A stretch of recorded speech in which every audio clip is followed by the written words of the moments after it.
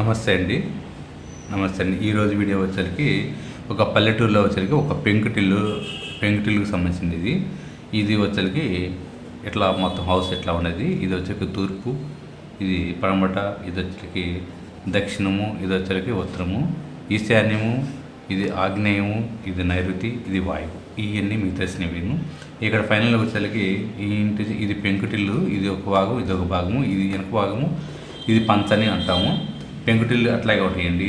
ఇక్కడ వచ్చరికి వీళ్ళు కిచెన్ పెట్టుకున్నారు. అంటే వంట ఇక్కడ వంట చేసుకునేవాళ్ళు. ఇది వచ్చరికి మధ్యలో పార్టీషన్ ఒకటి చేసుకొని ఇక్కడ వచ్చరికి బెడ్, ఇది మాస్టర్ బెడ్రూమ్ లాగా వాడుకునేవాళ్ళు, ఇది కిచెన్ లాగా వాడుకునేవాళ్ళు. ఇక్కడ పడుకునేవాళ్ళు. ఫ్యామిలీ మొత్తం హ్యాపీగానే ఉంది. ఆ తర్వాత వచ్చరికి వేరే వాళ్ళు ఎవరో ఒకరు వేరే ఇల్లు చూపించుకుంటారు వస్తే వీరు కూడా అతని చేత ఒక ఇల్లు చూపించుకుందామని చెప్పేసి ఏదో మాడిఫై చేసుకుందామని అనుకున్నారంట. ప్రశాంత జీవితాన్ని వీళ్ళు నాశనం చేసుకున్నారు. ఏ విధంగా నాశనం చేసుకున్నారు అంటే ఆ యొక్క సిద్ధాంతి ఏ విధంగా ప్లాన్ ఇవ్వటం వల్ల, ఆ ప్లాన్ ఇచ్చిన తర్వాత వీళ్ళు మాడిఫై చేయటం వల్ల ఇతని యొక్క భార్యను కోల్పోయాడు. ఆ తర్వాత వచ్చి కూతురు కొడుకు ఇంట్లోంచి వెళ్ళిపోయారు. కూతురు చేత దొంగతనంగా 2 ఎకరాల పొలం రాపించుకున్నారు దొంగతనంగా. ఇక కొడుకు కోడలు కూడా ఇంట్లోంచి వెళ్ళిపోయారు. ఇవి వెళ్ళిపోవడం గల కారణాలు ఏంటి, ఇతని యొక్క భార్య చనిపోవడం గల కారణాలు ఏంటంటే ఈ వీడియోలో ఎక్స్ప్లెయిన్ చేస్తాను. ఎవరైతే సిద్ధాంతి ఎవరు ఉన్నారో ఆ సిద్ధాంతి ఈ ఇంటికి ఒక మాడిఫై చేశాడు. ఆ మాడిఫై ఏంటంటే ఇక్కడ ఉన్నవి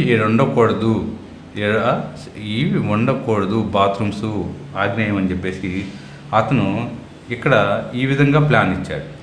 ఈ విధంగా ప్లాన్ ఇచ్చి బాగానే ఉంది. కాకపోతే ఏంటంటే ఈ గోడకి ఆనిచ్చి కట్టుకోమన్నాడు. ఈ ఇంటి యొక్క అద్దు మీద ఈ గోడకి ఆనిచ్చి కట్టుకోమన్నాడు. దీనివల్ల ఏంటంటే మళ్ళీ ఇక్కడ ఉత్తర వాయు దోషం అనేది ఏర్పడింది. ఇక రెండవది వచ్చేసరికి ఆయన ఏం చేశాడు, కొంచెం ముందుకి ఎట్లా జరిపేసి ఈ విధంగా గ్రిల్స్ పెట్టుకొని ఇక్కడ వంటగది చేసుకోమన్నాడు. వంటగది చేసుకొని ఈ ద్వారాన్ని ఈ విధంగా ఇచ్చుకోమన్నాడు. ఈ విధంగా ద్వారాలు ఇచ్చుకోవడం వల్ల ఏం జరుగుతుంది, ఇది వచ్చేసరికి తూర్పు ఆగ్నేయం. ఈ తూర్పు ఆగ్నేయం అంటే ఇది ఆడవాళ్ళ మీద ఎక్కువ ఎఫెక్ట్ పడుతుంది, ఆరోగ్యం మీద ఎఫెక్ట్ పడుతుంది. ఈ విధంగా ఎక్కువ ఇబ్బంది పడుతుంది. ఈ విధంగా పడటం వల్ల ఇట్లా వంటగది తీసుకెళ్ళి ఇక్కడ పెట్టడం వల్ల, ఇది ఇక్కడ పెట్టడం వల్ల అంటే ఈ వాయు దోషము ప్లస్ ఆగ్నేయ దోషం వల్ల ఈ ఇంట్లో ఉన్న ఆడవారు ఎవరైతే ఉన్నారో ఆడవారు ఒకళ్ళు చనిపోయారు. అది ఆడవారు అనేవాళ్ళు కరోనా టైంలో చనిపోయారు. ఆ తర్వాత ఈ ఇంట్లో ఉన్న అమ్మాయి పెళ్ళి అయిన తర్వాత ఇతని చేత దొంగతనంగా అంటే మామూలుగా అనిపించుకొని సంతకం పెట్టించుకొని 2 ఎకరాల పొలం అనేది రాపించుకున్నారు. ఈ దోషం వల్ల మళ్ళీ అంతేకాకుండా ఈ ఇంట్లో ఉన్న అబ్బాయి ఎవరైతే అబ్బాయి ఉన్నాడో ఈ అబ్బాయి కోళ్ళు ఇంట్లోంచి వెళ్ళిపోయారు బయటికి. ఎవరికి అంటే ఈ దోషం వల్లే, కేవలము ఈ దోషం వల్లే తండ్రి కొడుక్కి లేదంటే మామకి కోడలకి తండ్రి కొడుక్కి అనేది తగాదాలు వస్తూ ఉంటాయి.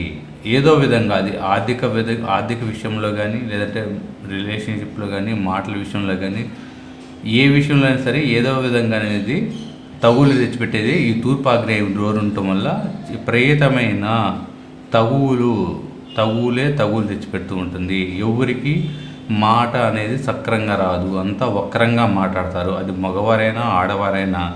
కాకపోతే ఇక్కడ ఏం జరిగిందంటే ఈ ఇంట్లో వారు మాత్రమే అట్లా వంకరగా మాట్లాడతారు, బయట వారి గురించి మాట్లాడరు. బయట పోతే చాలా చక్కగా మాట్లాడతారు ఇంట్లో వాళ్ళు. ఈ ఇంట్లో ఉన్న వాళ్ళు ఒకరికొకరికి పడదు. ఎవరికైనా సరే ఇంట్లో అత్త కోడలకు కానీ లేదంటే అత్త మామకు కానీ లేదా తల్లిదండ్రులకు కానీ పిల్లలకు కానీ భార్యాభర్తలకు కానీ ఎవరికైనా సరే ప్రాబ్లమ్స్ వచ్చినాయి అంటే ఒకరి మాట ఒకరు వినకుండా ఎప్పుడు చికాకుగాను కోపంగాను తిట్టుకుంటూ ఉంటుంటే అత్త కోడలు కానీ ఎవరైనా సరే మీకు కంపల్సరిగా తూర్పాగ్నేయంలో ద్వారం ఉన్నట్టేను. దీనివల్ల ఏ రిలేషన్షిప్ సరిగ్గా ఉండదు. దీనితోడు ఇది కూడా యాడ్ అయితే ఇంట్లో మరణాలు సంభవిస్తాయి. చూశారు కదా, ఈ ఇంట్లో ఇది మాడిఫై చేయటం వల్ల, ఇక్కడ గ్రిల్స్ పెట్టేసి ఇక్కడ డోర్ పెట్టడం వల్ల, ఈ రెండు మాడిఫై చేయటం వల్ల ఇంట్లో ఉన్న ఆడవామ చనిపోయింది. ఈ ఇంటి యొక్క సొంత కూతురే దొంగతనంగా వాళ్ళ నాన్న దగ్గర 2 ఎకరాల పొలము దొంగ సంతకాలు పెట్టించుకెళ్ళిపోయింది. అదేవిధంగా దీనివల్ల ఈ ఇంట్లో ఉన్న కోడలు కొడుకు కూడా తగాదయి బయటికి వెళ్ళారు. చివరికి ఇతను ఒక్కడే ఉన్నాడు ఈ ఇంట్లో. కాబట్టి ఎవరైనా సరే ఎవరైనా ఒక మాడిఫికేషన్ చెప్పినప్పుడు వెంటనే చేయకండి.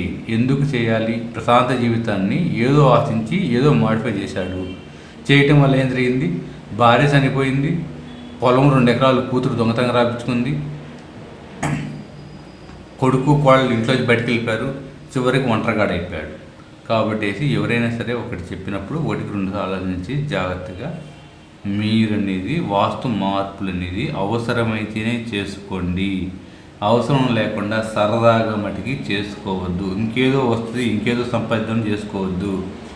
ఏమన్నా ప్రాబ్లం ఉన్నా, హెల్త్ ప్రాబ్లమ్స్ ఉన్నా, ఫైనాన్స్ ప్రాబ్లమ్స్ ఉన్నా కానీ, రిలేషన్షిప్ ప్రాబ్లమ్స్ ఉన్నా కానీ, ఏదో కోర్టు సమస్యలు కానీ, ఇలాంటివి ఏమైనా ప్రాబ్లమ్స్ ఉంటే మటుకి అప్పుడు వాస్తు సిద్ధాంతం పిలిపించేసి జాగ్రత్తగా చూసుకుని 1-2 సార్లు చూసుకొని మాడిఫై చేసుకోండి.